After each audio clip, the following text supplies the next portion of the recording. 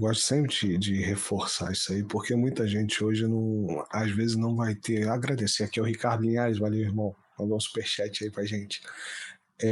Muita gente às vezes não tem ainda hoje, né, olha para os Estados Unidos, a gente até aqui, né, tripudia bastante do que está se tornando Europa, Estados Unidos e tudo mais, né? Mas muita gente não tem a percepção de que Estados Unidos, ali na década de 60, 70, ele tinha 60% da produção industrial do planeta. Nem mais. O planeta. Hoje, a China hoje não tem 60% da produção industrial do planeta. E provavelmente nenhum outro país Mas do ninguém mundo vai ter essa. nunca mais. Nunca Mas, mais. E outra coisa que as pessoas esquecem porra, mas a gente tem a OPEP, né? A OPEC, né, no caso. A OPEC é o grande monopólio, é o grande cartel do petróleo. A OPEC, ela foi criada para combater o cartel unilateral dos Estados Unidos. Então, ou seja, para ter a percepção, isso é importante para a gente ter na cabeça, vai cair na prova, galera, anota. A OPEC, ela foi criada para combater o monopólio dos Estados Unidos. É um cartel dos maiores produtores de petróleo do mundo que praticamente equaliza com a produção de petróleo dos Estados Unidos. Hoje está bem avante. Hoje já tu tens um exemplo concreto dos price caps que eles tentaram impor à Rússia, não é? dos tetos de preços, e não conseguiram.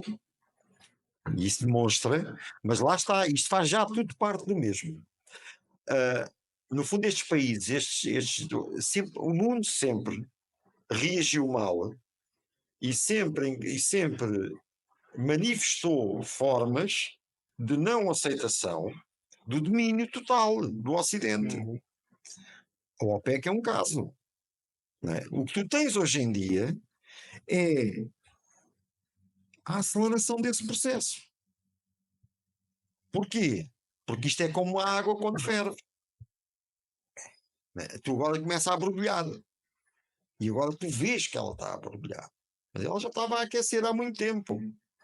Já tinhas muitos indícios de situações desse tipo. Só que eram isoladas. Era lento demais para a gente perceber. Era muito lento. Claro. E agora ficou óbvio. E assim, isso que você falou Só lá quem no estudava início. muito, e quem lia muito, e quem acompanhava, é que via. Sim. Sim. E veja bem, isso aí é uma coisa que eu dou como perdão pessoal meu, né? As pessoas, elas não têm tempo livre suficiente para aprender tudo isso. Hoje, tudo bem, você abre um podcast, tem alguém falando sobre isso, até a velocidade da informação é outra. Mas, assim, 10 anos atrás, 5 anos atrás, não existia esse boom de podcast, não existia até a facilidade tecnológica para você levantar um podcast, né, como esse aqui, não existia. Então, assim, a gente, isso eu falo como um perdão pessoal a mim mesmo, né? Porque, assim, a gente tem que ir para o trabalho, né? Eu sou engenheiro informático, eu não tenho nada a ver com geopolítica, né? Porra, eu tinha que trabalhar, eu tinha que produzir, eu tinha que cuidar da minha família, eu tinha que cuidar da minha esposa, tenho, né, ainda. A gente quer tirar férias, a gente quer se divertir também, a gente quer assistir Netflix, né? Então, assim, você ter para uma população essa consciência é muito difícil. E hoje, isso aí que você falou, as coisas elas estão todo dia, você acorda no susto porque alguma coisa incrível aconteceu. Você vê, outro dia eu estava pensando sobre isso. Desde que eu comecei a acompanhar essa novela, eu trato quase como uma novela, né? Porque todo dia eu vou ali, assisto o Mercury, assisto o Cristoforo, assisto o Deduran, assisti a outros. Olha só, desde que essa novela começou, morreu o Prigozhin, uma pessoa real, ele não era um personagem de novela. Era uma pessoa de verdade, que a gente acostumou a ver sim. nos canais do Telegram vídeo dele. Gonzalo Lira. Sim. Eu segui o canal dele. Todo dia eu O assisti um Assange vídeo esteve dele. preso e já foi libertado. Assange, graças a Deus, foi libertado, conseguiram. Né? Ele já tava desde antes, mas tô falando desde que começou a novela. O atentado contra o Fitzo. Há pouco tempo assassinaram o marido de uma. Isso aí eu até não fiz um vídeo dele. A Dália do Guina. Dária Dugina. Outro dia assassinaram o marido de uma MP italiana da Comissão Europeia.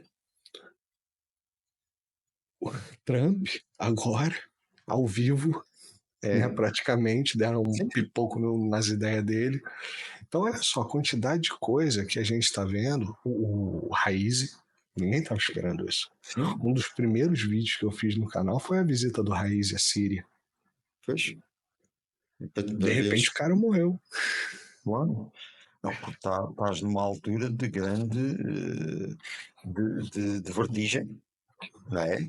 De grande deslocação das placas tectónicas que sustentam a realidade, o sistema em que vivemos, e portanto essas relações materiais todas, humanas, que estão subjacentes a isso, estão-se todas a mover muito rapidamente, e com grande gravidade, e sentido de urgência. Esse é o ponto. Porque a Rússia, por exemplo, na operação militar especial, ela está lidando com o problema. Claro. Mas os Estados Unidos têm até novembro. Claro. Claro, é tudo muito urgente, é tudo muito urgente. E eu, de facto, isso tens razão, essa noção de urgência é muito maior hoje. Eu lembro que eu comecei a me interessar por geopolítica nos anos 90, por aí, quando comecei a trabalhar nos projetos internacionais. Havia projetos, linhas de financiamento europeias, que trabalhavam em parceria entre entidades, nomeadamente projetos na área da investigação, na altura era ligado ao trabalho, ligado à formação profissional, a esse tipo de coisas, e eu comecei a trabalhar nesses projetos, quando saí da universidade comecei a trabalhar nesses projetos, e contactava muito com o Departamento Internacional da CGTP, da Confederação Portuguesa Geral de Trabalhadores Portugueses, e no Departamento Internacional, que era uma coisa que na altura tinha várias pessoas que viajavam para todo o mundo, e ainda hoje têm 3 ou 4 pessoas que viajam para todo o mundo, mas na altura eram mais. Havia uma pessoa que era o chefe do departamento, que era o Fernando Maurício, que conheceu o professor Lejano Miranda Palestina, que é dos tipos que um autêntico globetrotter das relações internacionais, conhecia toda a gente e sabia muito de geopolítica. Muito. É das pessoas que eu conheci que sabia mais de geopolítica. Tenho uma pena muito grande dele não estar vivo já para fazer podcasts, porque ele era de facto, ia ser uma espécie de Pepe Escobar da coisa.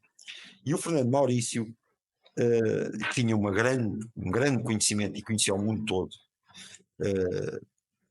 introduziu-me esse bichinho da geopolítica, porque eu encontrava quando ia marcar as minhas viagens, e encontrava a ouvir de todo lado e mais algum, e depois perguntava, então e como é que foi? E ele contava as coisas, o que acontecia. E na casa em que era, contava-me com política, à mistura, não é? E na altura, quando eu falava disso a alguém, ou escrevia sobre isso, deviam de achar que eu era maluquinho. Mas que é que este tipo agora foi buscar uma coisa ali do outro lado do mundo, do Sudão, mas aquilo interessava, não é? Mas as coisas andavam todas muito mais lentamente. Sim. Eu lembro quando a primeira vez que eu ouvi falar do PNAC, do Plan for New American Century, a seguir, que é ali no início do século XX, XXI, é Bush, é o que está na origem da guerra ao terror.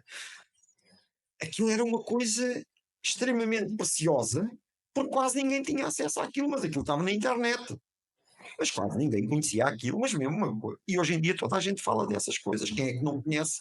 Quem anda aqui nos podcasts, quem é que não conhece a Rand Corporation? Não é? Uhum. Quem é que não conhece esse tipo de informações? Mas na altura não era assim. Era uma coisa Nós que você tinha tínhamos que colegas, não é? correr atrás, né? Ir lá nos fundinhos para você descobrir, porque ninguém falava sobre isso. Os meus colegas que trabalhavam ali no gabinete de estudos, opá, não conheciam a Rand, conheciam lá a Rand, não. Eu era o único que conhecia porque me interessava por aquelas coisas. E portanto, e as coisas andavam assim muito mais lentamente. E quando nós falávamos de uma coisa como a crise do Império, coisa ninguém acreditava nisso, agora a crise do Império. E a guerra ao terror, no início do século XX, já era uma resposta à crise do Império. Já era Aqueles o anos início do todos em fim. Afeganistão são para conter a China, são para impedir a ligação da China por terra Uhum. à Europa, à África, à Ásia, ao resto da Ásia Central. Porque os Estados Unidos dominavam os mares e tinham aquela cadeia, e tinham e têm ali Taiwan, o Japão, as Filipinas. Nós temos aqui esta cadeia de proteção e quando um dia quisermos fechar a China, fechamos.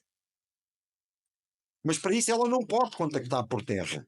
Portanto, nós temos que criar ali Uhum. um tampão. O desgraçado do Afeganistão é esse tampão. E custou-lhes trilhões de dólares, 20 trilhões de dólares, a tapar esse tampão durante 20 anos.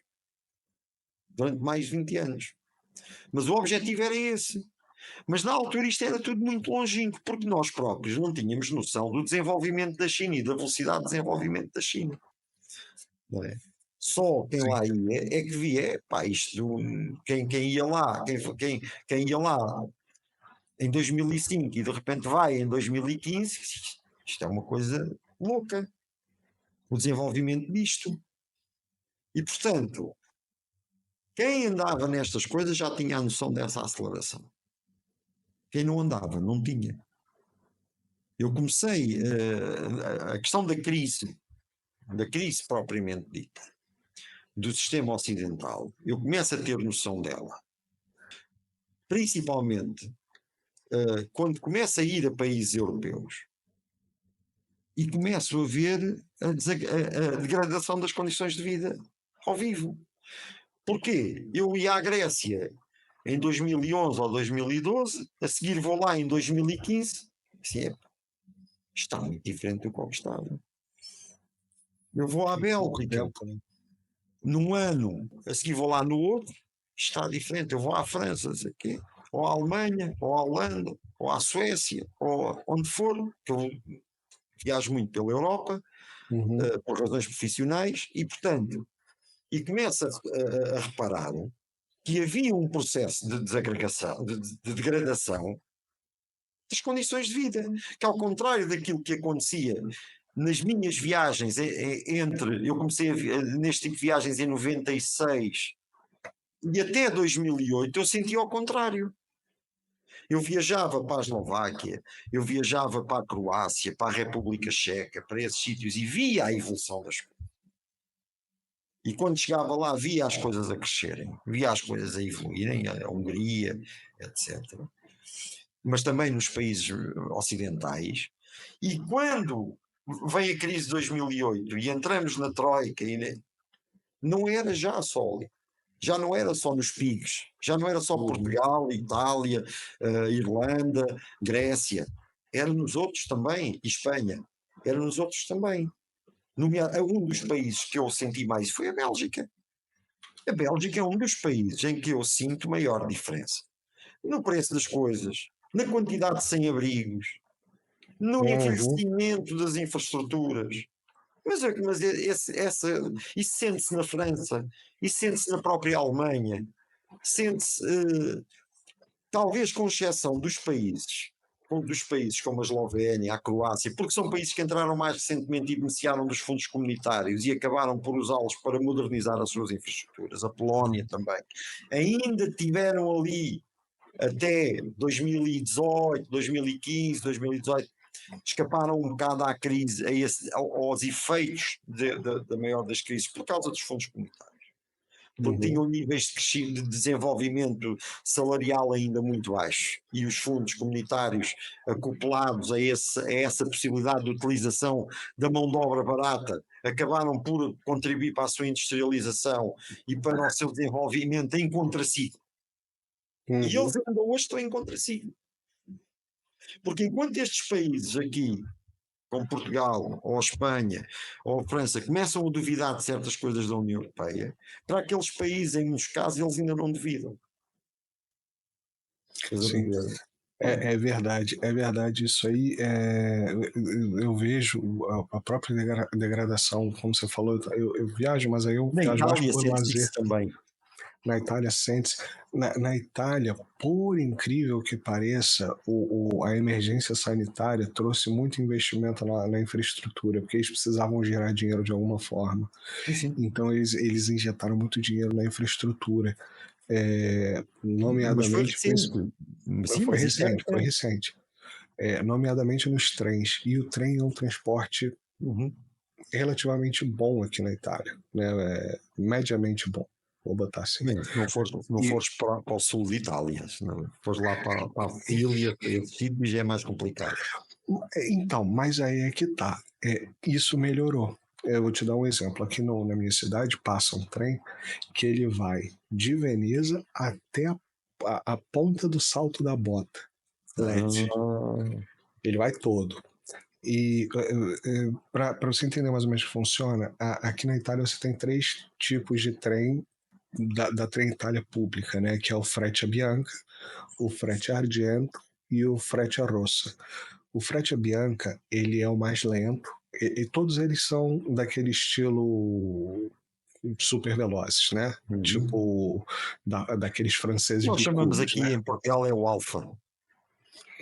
Tipo o Alfa pendular. Aquele estilo francês, não é? Aquele estilo francês, isso. Só que o Freccia Bianca, aí você vai ter 3 níveis de trilho.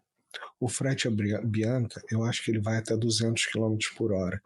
Pois. O Freccia Argento, ele vai até 250, 270.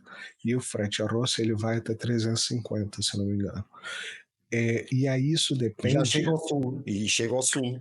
Então, quando eu cheguei aqui, só chegava o Freccia Bianca. Pois. Até o sul da Bota. Agora já mudaram o Freccia Bianca por Freccia Argento. Eu lembro-me da última vez que eu estive no sul de Itália, que foi talvez em 2018, por aí, não havia comboio rápido para o sul de Itália. O comboio demorava muito tempo a chegar. Mas aí também depende. Avião por causa disso. Isso é do lado de cá.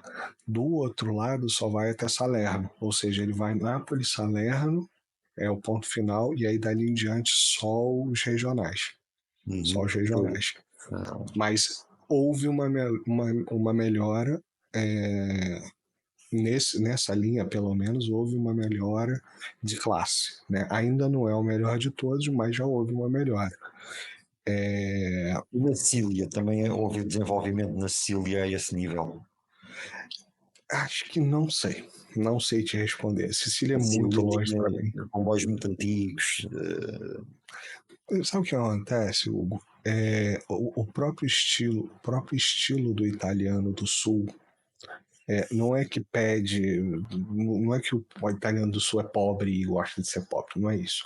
Mas o estilo de vida, sabe, é muito parecido com o carioca.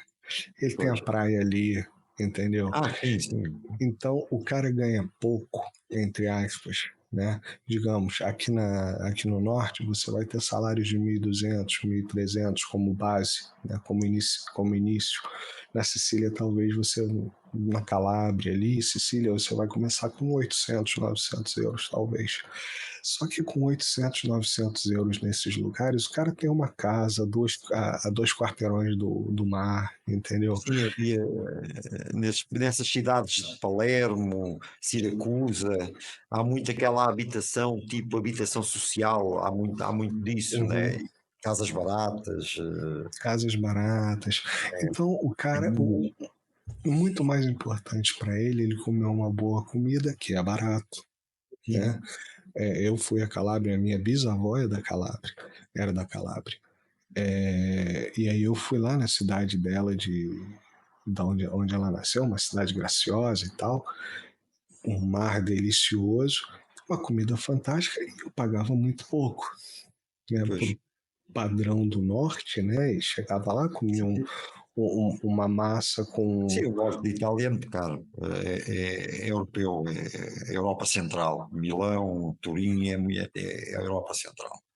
Isso, isso. E Roma Mas... também, e Roma também, mas Roma Roma, também. Roma também. Mas assim, mas eu posso até te dizer uma coisa. A Itália, Portugal tá ficando mais caro do que a Itália. sim, sim, eu A noto isso, última vez, a última eu vez que eu noto isso. fui aí, eu me assustei com os preços. Mas houve alterações também. Eu lembro no início do ano, deste ano, eu costumo dizer isto, eu estive em Bruxelas e olhei para os preços e pensei assim, epá, isto é pouco mais caro do que em Portugal, porque Portugal tinha sofrido um aumento muito grande no segundo semestre do ano passado. Agora, estive lá há um mês e os preços deram um salto absolutamente descomunal. Em determinados produtos deram um salto muito grande. Eh, mas é um bocado esta imagem de desagregação que eu estava a dizer agora, é que acontece é muito rápido.